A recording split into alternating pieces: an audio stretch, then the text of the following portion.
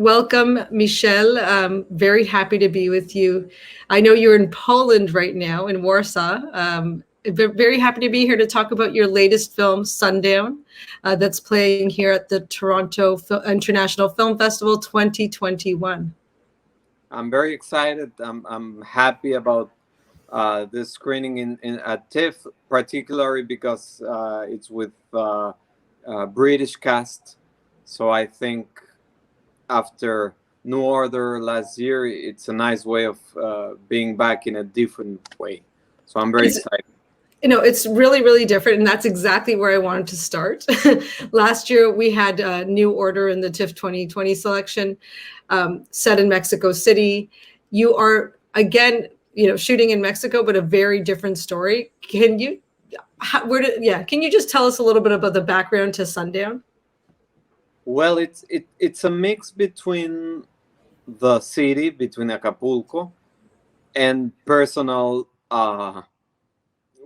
worries, or but things that I guess it concerns everyone, which is the basic existential questions. But when I realized mixing those things, setting those characters in Acapulco, the combination seemed very appealing to me, and this is what came out. I hadn't been in Acapulco for many years.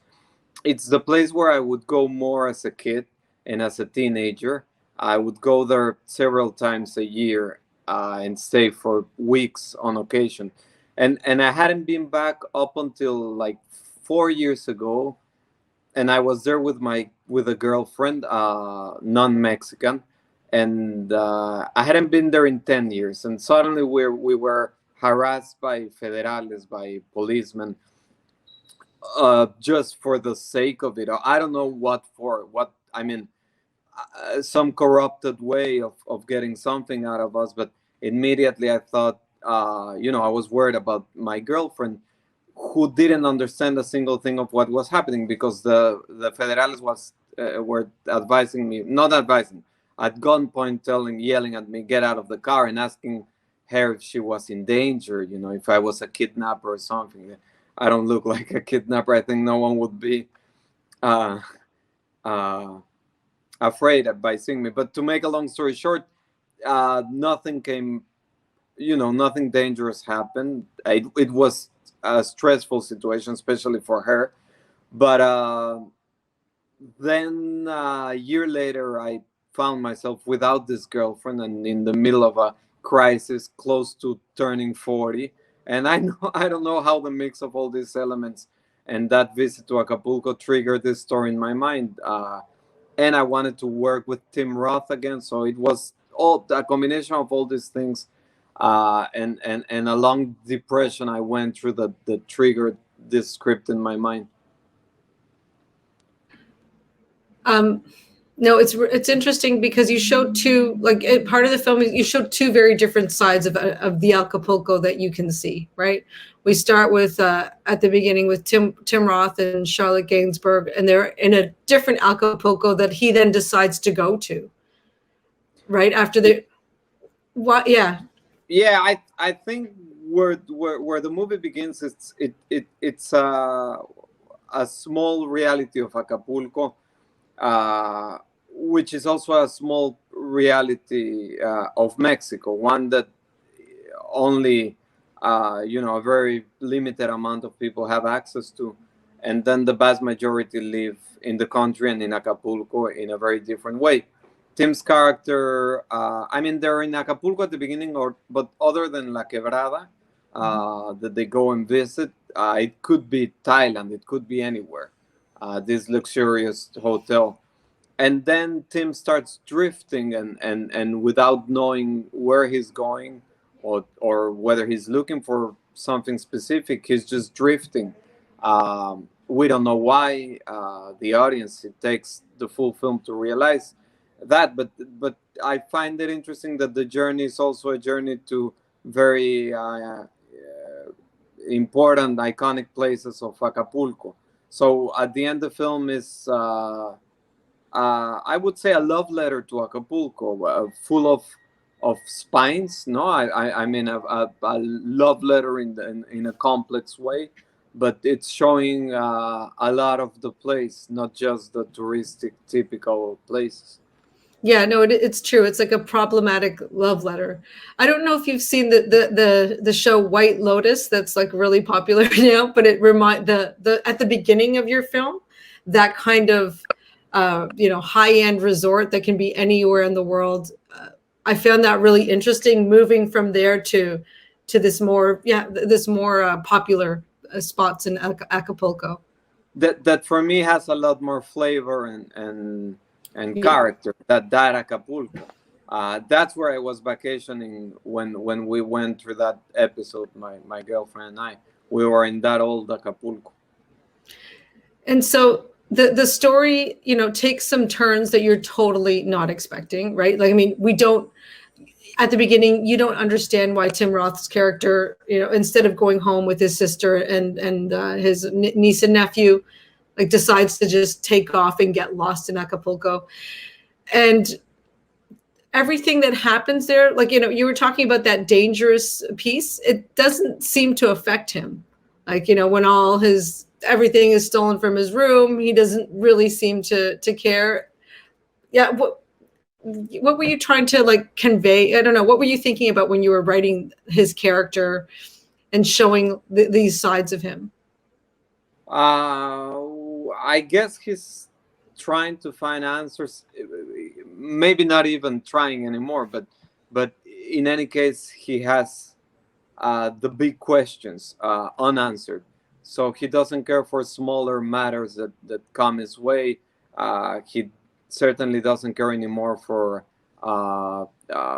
property or money or any for things. He don't care for that anymore. He cares for his loved ones, and he's trying to protect them by staying away, which turns out to be the very opposite. And he cares for this local woman that he met, and it's some sort of gift that he gets from life without looking for it. He finds something really beautiful. Yeah, that's one of the pieces that's really, I mean, I love that relationship. It's beautifully depicted. I think I know, it is like one of those unexpected meetings between two people. Yeah, it's love. It's a true love story or love encounter, which at the beginning might the audience might be thinking, where is this going, and what are the real reasons for them to be together. But I think it's beautiful that at the end it's a simple thing. It's just for the joy of it. And they're very much both of them at the present. They're just living day by day, and that's beautiful, but limited. Exactly. And then I think something you said there was really interesting. Like, he's trying to protect his family, and in the end, that very attempt to protect them is what really causes a major, Yeah. with Charlotte Gainsbourg, like that, a major tragedy. I was just wondering if you could talk a little bit more about that as well. Well, I guess that's in this movie. I guess I'm exploring that idea that it's almost in every movie of mine. I'm taking it to the limit, but I'm obsessed with family members that love each other and try to help out each other, and through that loving, uh, through those actions that are. Uh, that are moved, that loves behind those acts, you end up harming the people you love. It's something I'm obsessed with and keeps coming up in my movies. I think this is the most, the clearest example of that. But Después de Lucia was pretty much, and maybe Yeah. Chronic too, built upon that principle. And one of the things I think is going to surprise audiences, like a lot of people saw New Order last year at the festival, and are really excited to see Sundown. But it's so incredibly visually different, right? The energy behind it is so incredible. I mean, I love that because it shows like such a range. Why did you like? Yeah, why did you decide to explore such a different? Well, I mean, I think you're going back to some of your earlier films, but yeah, could you just talk about the filmmaking and the pacing and the Yeah, way that? Yeah. somebody that saw someone who knows well my work, that watched Sundown while I was editing, said, in a way, this sums up all of your movies, including New Order. I don't know if that's true, and I'm never self-analyzing my work, especially not before shooting. I try to be, to work out of intuition. So I had been working for 6-7 years in New Order. It was a very difficult task, a challenging movie in every way. But in the middle of that process, I fell into this depression for personal matters, and this script came out. New Order took me years to write, and this I had in a couple of weeks. And I didn't know what to make. I didn't know if it was any good, or so I sent it to Tim, and he said, "Don't change a word. Let's shoot it as soon as we can." I had to shoot New Order before that, but I was almost wanting to shoot this because it really came out of that crisis. So I shot them with only 10 months away from each other. It was a very busy year. And it was exactly the same crew, every head of department and same cinematographer. Everyone worked on both movies, so it was really like just again working out of intuition, but very different movies because New Order was very carefully planned and pre-produced. There was no other way of achieving that, and the Sundown was going to Acapulco with as light as we could be, as compact as a team, and to try to find the movie, and try for Tim and Charlotte and every other actor to find their characters. And we were improvising a lot, even though we were all satisfied with the script. But for example, Charlotte agreed to be in the movie. I didn't write the part for her, and it wasn't so juicy. So when she accepted, I said, "You have blanche carte. You can do whatever you want with it." And she added a lot of complexity to the character, and I think I really wanted to make a movie in that way, on a free spirit. Yeah, there is that. It's interesting that you talk about your mental state, like how you were feeling when you were writing the script, because there's a melancholy that permeates throughout. Did that help you work through what you were?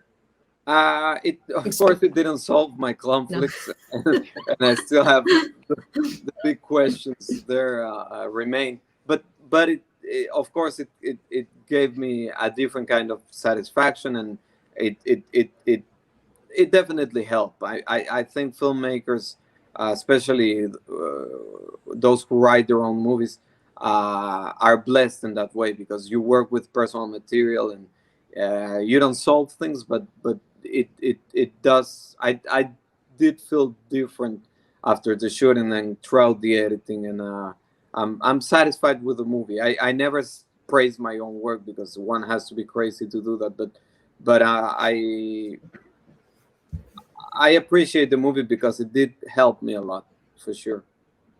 Yeah, no, I do love that personal aspect to your work, that it enters all your work. And I'm just curious, because I know you're in Warsaw now. What are you editing? What are you doing? What are you doing? I'd say I'm looking for a movie. Okay. I'm trying to understand whether I'll shoot a movie here or not. But it's too early to know. Not to talk about it. To really know myself if I'm gonna do it or not. Okay, so this is just an exploration. I wasn't sure because Bart mentioned that you were working in Europe, so I'm like, what is he up to? Does he have another one already? Because I was really surprised, honestly, Michel, when because we showed your film last year when you wrote to say that you had a new film. Like this is like very, very quick working. I would love to make one a year if the ideas keep making sense. If there's a real need within me, not just for the sake of doing it. So for now, I'm very happy. I hope to surprise you again soon. Me too. Me too. Well, Michel, it's great having your film here, TIFF 2021 and TIFF 2020. You've been part of, like, I swear, two of the strangest TIFFs of the recent history. I hope to see you very soon, and yeah, we'll chat more, hopefully in person soon. Same here, and I'm glad to be part of this. I think it's more important than ever to keep up the fight for cinema and to keep making personal movies that are not motivated by big studios or streamers. Those are okay too. I'm not, it's not one or the other, but it's important to keep alive independent voices too. So I'm glad to be part of TIFF 20 and 21. Thank you, Diana. Gracias. Muchas gracias. Te mando un abrazo grande.